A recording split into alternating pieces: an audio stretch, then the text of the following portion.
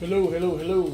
Welcome. So today, we're trying something new today. We're going to be doing some gaming news, and the major thing we're going to be going over today is going to be, the major topic we're covering today is the downfall of Ubisoft. So I thought it would be a good idea to start off with this Ubisoft meme here. Milk the Assassin's Creed game to death with all these different versions. And I thought this would be a good starting point to show where a lot of this stuff comes from, and this is probably a start of a lot of their own bad decisions. Let's take a look at the crash of Ubisoft, whose stock currently is less than $1 and will likely never recover. Here in America, the Ubisoft price per share is at 91 cents. As you can see from this graph, over the past month, it's gone from really, really high and dropped down to below $1. Well, I say high, but this is barely over $1 from here. 52-week high. So the high over the course of the year is about $3.35, and now the 52-week low, the current low now, is at 91 cents, and that's here in America just alone. And here is the price in Europe. It is €6 per share. So it's significantly worth more in Europe than it is here in America. So I don't expect that we'll see a whole lot of games coming out of Ubisoft in the near future beyond what's already in the pipeline that they've already promised to release, unless there is a absolute just crushing performance in the stock market. I expect that Ubisoft will be shuttered probably within the year, especially at these prices per share, unless they do exceptionally well with the games that they've got coming out. And so essentially, this is the Ubisoft employees currently. Hope I don't get fired today. And look, they're at the fired factory, so they don't really have a choice. All right, so getting into the articles. So here we have an article by Game Rant. Ubisoft's stock price takes a big hit following the company financial call that revealed multiple studio closures, game cancellations, and development delays. Ubisoft's stock prices took a massive hit, dropping by nearly 40% the morning of January 22nd, which as of the time of recording was 2 days ago, and hitting its lowest point in almost 15 years. Ubisoft announced a major restructuring process set to take place over the next 3 years that will refocus on just 5 creative houses, rather than multiple subsidiaries and independent studios. Unfortunately, this big shakeup includes the termination of several key projects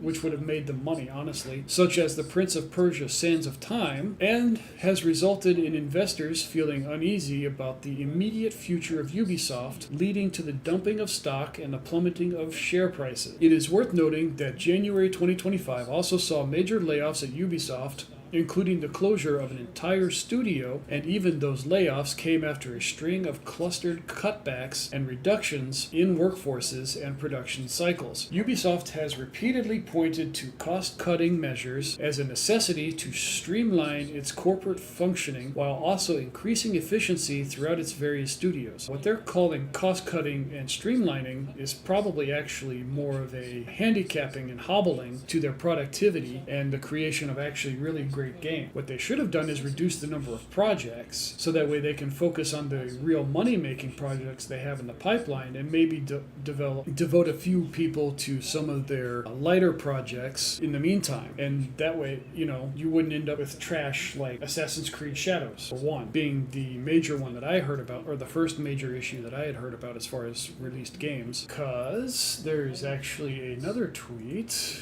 but there was this tweet here. This dude wanted a little bit of fame. He created an entire fantasy story about a black samurai in Japan that didn't exist. Wikipedia erased the truth. Then the entirety of Japan revolted based on how they were represented in that game. And essentially that was the first major strike against Ubisoft and their current decline. And finally, he was caught lying about history and disappeared from Earth. What a story. So yeah, essentially this guy here, he created a fictional character, passed it off as actual history that didn't actually happen in a game series that prides itself largely on historical fiction relating to events that did happen and people that did exist in some way or another. And so basically created a whole fiction in a series, like I said, that was about historical fiction, a fake story based on some historical aspect. The only thing that existed in that story back in that time frame of that game was the country of Japan. Everything else was fake and fiction and didn't actually exist or even happen in any kind of a remote kind of a way. Ubisoft employees are in a mass panic after the reorganization, the major stock drop. They are dumping their employee shares in the company to try to not lose so much money, which honestly, if you're on a sinking ship, you need to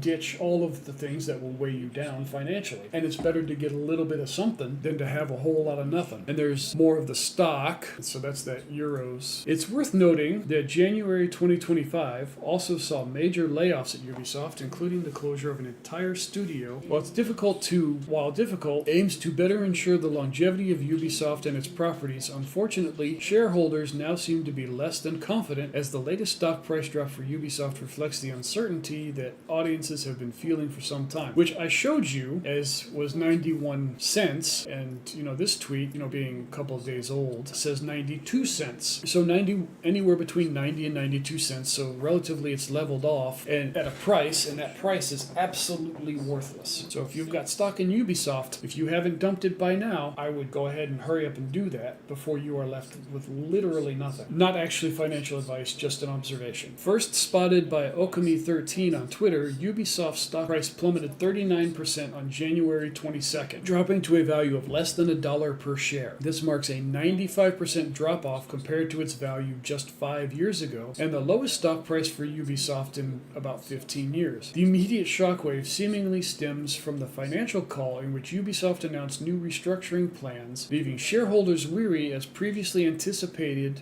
upcoming game releases have now been either wholly canceled or pushed back for an unknown period of delay. With no major launches coming up, investors will likely look elsewhere for studios who are expected to see major profit increases in the near future, rather than keeping their Ubisoft shares when the pending months and perhaps years remain uncertain. I'd be shocked if they stay open through the year. Honestly, at this point, you're better off checking out indie developers for games like Silksong, which honestly, the game is crazy cheap and is so much better than anything Ubisoft's been putting out in the last few years. Fan backlash may have also played a part in shareholder hesitations over Ubisoft stock, particularly the massively negative reactions after it was confirmed the Prince of Persia: The Sands of Time remake was cancelled. 5 other unannounced games for PC, console, and mobile were also terminated, while 7 Ubisoft games, including the remake of Assassin's Creed Black Flag, have now been postponed. Honestly, as long as they stay true to the source material, the Black Flag remake, I'm actually mildly interested in. I was a huge fan of Assassin's Creed until they started doing the mythology series that they had gone into. While Ubisoft is certainly not the only major video game company to undergo major restructuring in recent years, it does seem to be a standout in terms of immediate financial impact among shareholders, as well as broader social sentiment among general audiences. Whether this will have any lasting impact remains to be seen, but Ubisoft will want to quickly find a way to once again regain the confidence of its investors and drive commercial interest in its future project. The equation there is simple. Stop putting out absolute woke trash. Bring back the good versions of games, like the first 3 or 4 iterations of Assassin's Creed games. Stop putting out things like Ghosts. This one was mediocre, but it was bad. This was not great. I've never played the Dance games, so I really can't speak on those. The latest announcement by Ubisoft joins an unfortunately continuing trend of major companies making large-scale cutbacks, with the likes of Sony, Embracer Group, and Microsoft laying off thousands from creative and management roles. Microsoft actually, from my understanding, and I'll have to look more into this, but I had heard that Microsoft is thinking about pulling out of the console game altogether. But like I said, I still have to look into it, so for right now it's just a rumor. Repeated claims of corporate bloat and drive for efficiency have been met with mixed reactions from both those affected by redundancies and fans unhappy with game delays and cancellations. And by corporate corporate bloat, of course, they mean C-suites getting massive pay increases while everybody else gets cut and has to take on more work in order to meet deadlines because companies don't want to spend money on actual workers that actually know what they're doing. Only time will tell if the big restructuring by Ubisoft and others will pay off. But for the time being, investors seem less than enthused with the current state of the video game industry. So this says that the stock dropped by 33% instead of the 39%. So I'm guessing this particular article is actually... Oh, this is the Europe one. So the Europe one would actually have different numbers because different stock markets. I'm guessing in Europe, it dropped by 33%. So all the cancellations and restructuring, the move comes at a time when studios are increasingly turning to video game remakes and remasters because they refuse to come up with their own new things, with new versions like Super Mario Galaxy, Oblivion, and Metal Gear Solid 3 proving popular in 2025. But most people are buying those titles due to nostalgia and not because those games are actually necessarily really, really all that good. So for a lot of people, those are just more of a nostalgia thing. And Oblivion, maybe this is just me being old, but Oblivion is not that old, honestly. So the decision to bin the remake of Sands of Time, which sold millions of copies in 2003, has left many fans scratching their heads. Ubisoft has not specified which titles it has discontinued along with Prince of Persia, but it says among them are 4 unannounced titles, including 3 based on new intellectual property and a mobile game. Ubisoft closed its studios in Stockholm, Sweden, and Halifax, Canada, as part of the move, which will include restructuring 3 others. The developers were working on new intellectual property and mobile titles for Assassin's Creed, respectively. The closure of Ubisoft Halifax was previously announced in January. The same week, the studio formed a union. Wonder if the forming of the union had anything to do with this. While these decisions are difficult, they are necessary for us to build a more focused, efficient, and sustainable organization over the long term. And by sustainable, they mean they're bleeding money and they have to get rid of people in order to maintain profit margins. Taken together, these measures mark a decisive turning point for Ubisoft and reflect our determination to confront challenges head-on to reshape the group for the long term. Honestly, I think they're just refusing to die, and they should probably just go ahead and sell off their IPs and close doors completely at this point. I don't hold a whole lot of hope for Ubisoft at this point. Gaming industry Piers Harding-Rolls told the BBC the move indicated the firm was trying to mitigate risk. No, it seems like it's just trying to survive, and they're in panic mode right now. It's less risky to maintain scale by investing in existing big franchises such as Assassin's Creed and Rainbow Six than launching entirely new IPs that reflected in the cancellation of a number of games based on new IPs. Yes, you can invest in existing IPs, but you have to stop making absolute crap. The Assassin's Creed franchise is all but literal boo at this point, and Rainbow Six isn't much better anymore. Rainbow Six, to me, it seems like is barely tell the difference between Rainbow Six and Fortnite at this point. And Assassin's Creed isn't what it used to be, and in that it's creating absolute nonsense based on people that don't actually exist. They just create history rather than, molding the game to be a part of it. Rising development costs. It is the second restructure of Ubisoft in subsequent years after the firm cut 185 jobs across Europe in 2025. Like I said, they're trying to not die, but still maintain some kind of semblance of profit margins, and they're failing because their stock is literally only worth the paper it's printed on. In the UK, it closed its office in Leamington and restructured another in Newcastle upon time. Guillemot said the new move was in part due to a competitive market for AAA games, blockbuster titles which cost millions to develop and dominate large studio offerings. Yes, of course it's a competitive market, which is why you have to stop making absolute slop. On the one hand, the AAA industry has become persistently more selective and competitive with rising development costs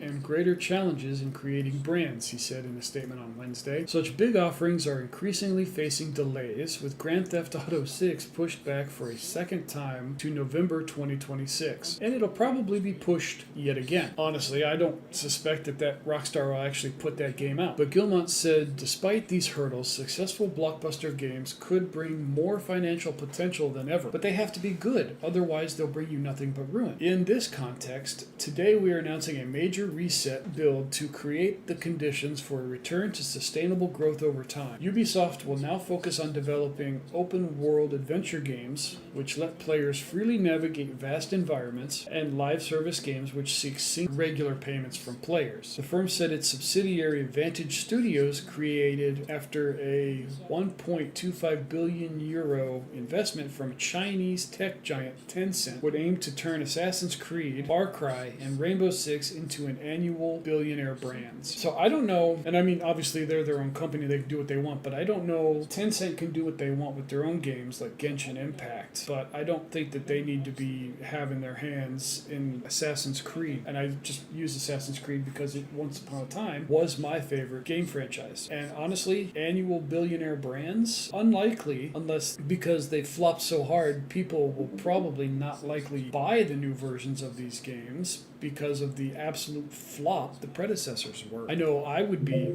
hard-pressed and hesitant to actually play any of these games ever again. And employees, they're shaming the management. Ubisoft is reportedly experiencing a wave of internal turmoil, which is said to have gotten to a point of employees openly shaming upper management. According to an established company insider, the unrest is understood to stem from Ubisoft's ongoing restructuring efforts. Over the past several years, Ubisoft has faced growing business challenges following the underperformance of several big-budget titles. Tencent is already a minor shareholder because they bought like 10% of the company, or 25% of the company, and they took over the franchises Assassin's Creed, Rainbow Six, and Far Cry. After Tencent took those over, Ubisoft announced a broader restructuring, organizing its operations into 5 creative houses, with Vantage being the first. At the same time, the company announced doubling down on cost-cutting efforts and issued a return-to-office mandate, citing the need to better support the implementation of new structure. Why were they not working from the office already? They should have been working from the office from the get-go. You can't put out decent games when working from home because people get distracted, deadlines get missed, people aren't focusing on, creating items that are needed for in-games. So Borderlands put out a game during the COVID era where everybody was working from home and staying home that was a Dungeons and Dragons style kind of a game, and it was a huge, massive flop. I played it, I beat it, it was horrible. I reviewed it on Steam. I would not recommend anybody paying for it or let alone playing it. There were aspects of it that were kind of interesting, but the overall gameplay was hot trash. And I wouldn't ever play that game. Honestly, if I could refund the money, I would have after I was done beating it. It was that bad. And Ubisoft is doing something similar like that with these games now, especially if people are working from home. Here's a tweet from, I'm guessing, somebody that was working in Ubisoft. Following the announcement of Ubisoft's restructuring and a third round of cost-cutting measures, that sounds like layoffs and firings, Ubisoft's internal communication channels are full of employees shaming upper management and asking for change. It's quite something seeing how people are very openly criticizing a company. Yep, there it is, 2,000 jobs lost. The recent wave of changes is said to have agitated a significant number of employees. Longtime Ubisoft insider Tom Henderson reports that the company's internal comms have been full of messages from disgruntled staffers since January 21st, saying some of them are openly shaming upper management and asking for change. According to his sources, a number of existing employees described the latest round of restructuring and cost-cutting efforts as the final straw that prompted them to start looking for a new job. Henderson concluded that the current atmosphere points to a massive exodus of talent being on the horizon, irrespectively of any Ubisoft layoffs that are planned in the near future. So Ubisoft has shot themselves in the foot trying to streamline, which is what I had said earlier in the video about what Ubisoft was doing to their employees and their design houses. Given the unilateral and absolute return to office mandate issued by Ubisoft earlier this week, there is a non-zero chance that the current employee backlash is an anticipated or even intended outcome by company leadership. Why is the return to office such a big thing? Honestly, I do my best work at my day job when I'm in the office. Working from home, I am super distracted and I don't get nearly as much work done as I would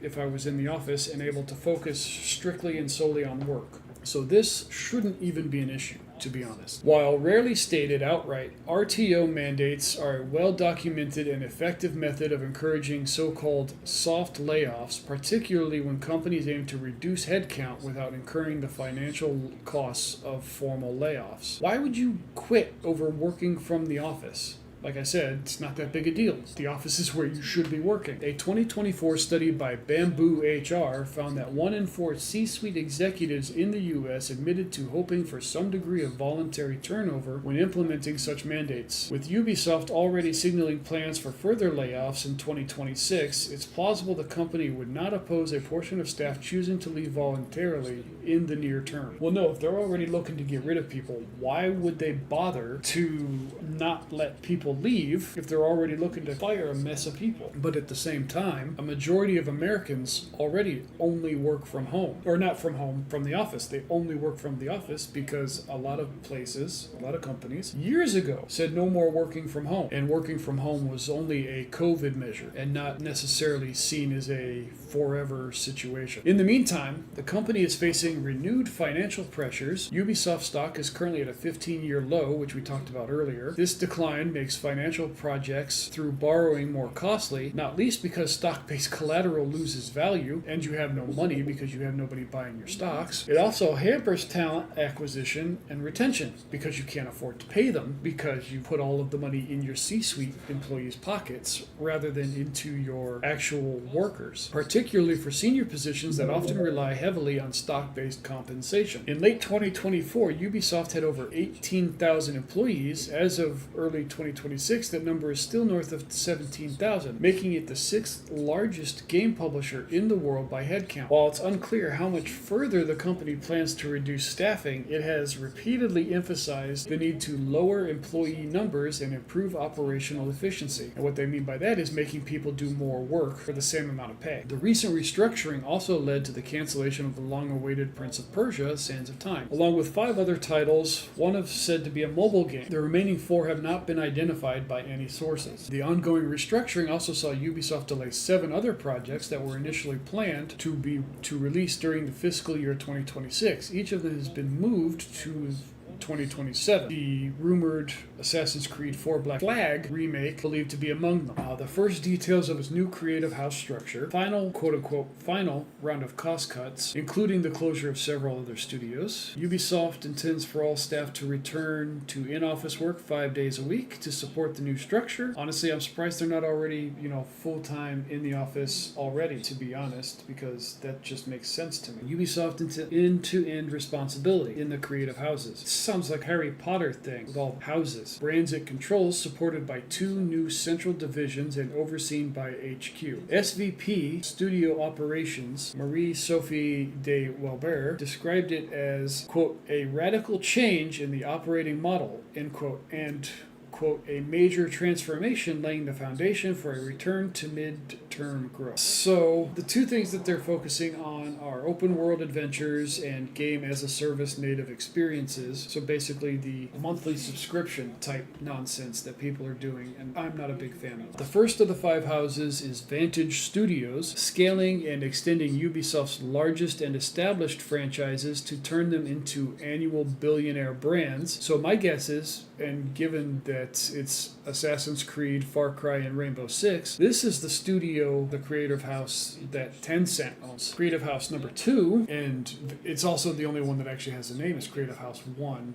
as Vantage Studios. Creative House 2 offering competitive and cooperative shooter experiences. Brands include Ghost Recon, Splinter Cell, and The Division. Creative House 3 operating a roster of select sharp live experiences. Brands included in that are Brawlhalla, For Honor, Riders Republic, Skull and Bones, and The Crew. Creative House 4, dedicated to immersive fantasy worlds and narrative-driven universes. Brands are, I'm going to make this picture bigger, Anno, Beyond Good and Evil, Might and Magic, Prince of Persia, and Rayman. Well, we already know Prince of Persia is literally going nowhere at this point. A Rayman introduction would be kind of cool. Creative House 5 will be focusing on reclaiming a strong position in casual and family-friendly games. Brands include the Hasbro portfolio, Hungry Shark, Invincible, Guarding the Globe, Just Dance, Catch Up Portfolio, Colibri Portfolio, and Uno. Part of the restructuring, the company set out new 3-year roadmap and decided to discontinue several projects currently in development and to delay the release of certain games. De Warbert told GamesIndustry.biz. In order to ensure they meet the enhanced quality standards that we are targeting, and to maximize long-term value, the company did not say which games this referred to, only that one title previously planned to release this quarter would move to the next financial year. It said a total of 7 games would receive additional development time to ensure enhanced quality benchmarks are fully met and maximize long-term value creation. So you can add, ensure the benchmarks are made, but if your story is crap and your characters are stupid and you're pushing stuff that don't necessarily need to be in video games, people are not going to buy it regardless of how it looks and how it plays. You have to look at the substance of what you're creating, not just graphically how pretty it is. While graphically, yes, graphics are important, they are not everything. You have to have a good story, things like that to go with it. Not everything is graphically driven. Ubisoft CEO Yves Guillemot says in a press release that the company would selectively close several studios and continue restructuring throughout the group.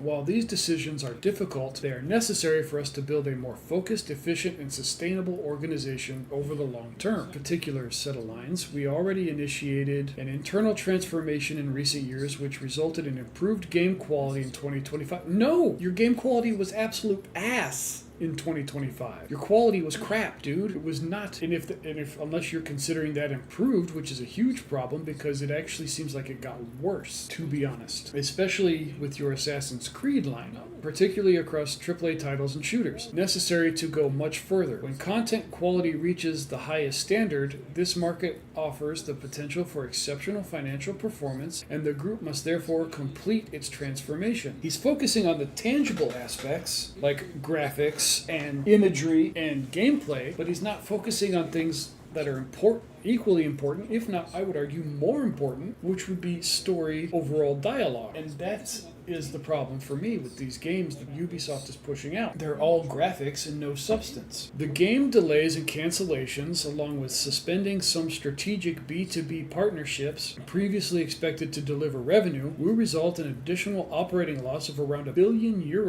for the 2026 financial year, CFO Frederic Dugat told GamesIndustry.biz. So this is going more in depth into their new structure. Vantage Studio, which was announced last year, will work on Assassin's Creed, Far Cry, Rainbow Six. Ubisoft has previously said it will contain Montreal, Quebec, Sherbrooke, Saguenay, Barcelona, and Sophia Studios. Creative House 2 will deliver competitive and co-op shooters and will include Ghost Recon, Splinter Cell, and The Division. The company will tell staff this week which studios will be part of each creative house. The structure will be supported by 2 central divisions, a creative network of studios providing the creative houses with best-in-class production capacity, and a core services division handling production services, technology, and business operations. The new organization will be supervised by Ubisoft HQ, which will provide vision, strategy, and capital allocation. De Wubert said the new decentralized structure would have more clearly defined accountability principles, with decision-making being faster and closer to full game creation process. All creative houses will share the same objectives and same guiding principles, she said. Each creative house will have end-to-end responsibility for their brand portfolios, both creatively and financially, with strict resource allocation rules combining production and publishing, including brand development and go-to-market strategy. Each house will have some dedicated studios, they will have their own distinct creative genre, and they will have dedicated expert leadership accountable for results, and able to attract top talent if we need some, with incentives aligned with long-term value creation. Ubisoft is the in-house process of recruiting general managers to lead the houses and is considered both internal and external candidates with hires to be announced by April. The company was sued this week by Mark Alexis Cote. I can't pronounce that last name. I'm not sure how it's pronounced. The former head of the Assassin's Creed franchise, who alleges he was unlawfully dismissed after the company transferred the franchise to the new leader at Vantage Studios. Wait, if he was responsible for that awful Assassin's Creed Shadow game, then he was not unlawfully dismissed. He was rightfully booted, and I would support him being fired 10 out of 10 times. And you can't change my mind. The depreciation of capitalized R&D, around 650 million euros, impacting fiscal 2026. Gross margin reduction of 330 million derives directly from a net booking reduction of 350 million. That adds up to about 1 billion operating non-IFRS operating loss compared with the guidance that was previously around zero. So they lost $1 billion in the last year, it seems. He characterized the changes as a deliberate choice for us to refocus our resources on the projects with the strongest potential, with the objective to increase quality meaningfully in the more selective market, reducing the number of projects so that we have the best core teams for each and every project in each and every genre. Duquette said the second stage of its ongoing restructuring program, delivering 100 million euros in savings, would be completed in March, a year ahead of schedule. This has included a series of layoffs across the company's portfolio, with the jobs lost at massive UbiSoft Stockholm, Halifax, and Abu Dhabi, and Red Links. Duquette said the third and final phase would have twice the impact, with 200 million in cost savings delivered over the next 2 years when completed in 2028. The restructuring will have reduced the company's fixed cost by €500 million compared to 2023. The company will consider potential asset divestment as part of the process. Thanks for watching. Drop a like and subscribe, and I'll catch you all in the next video.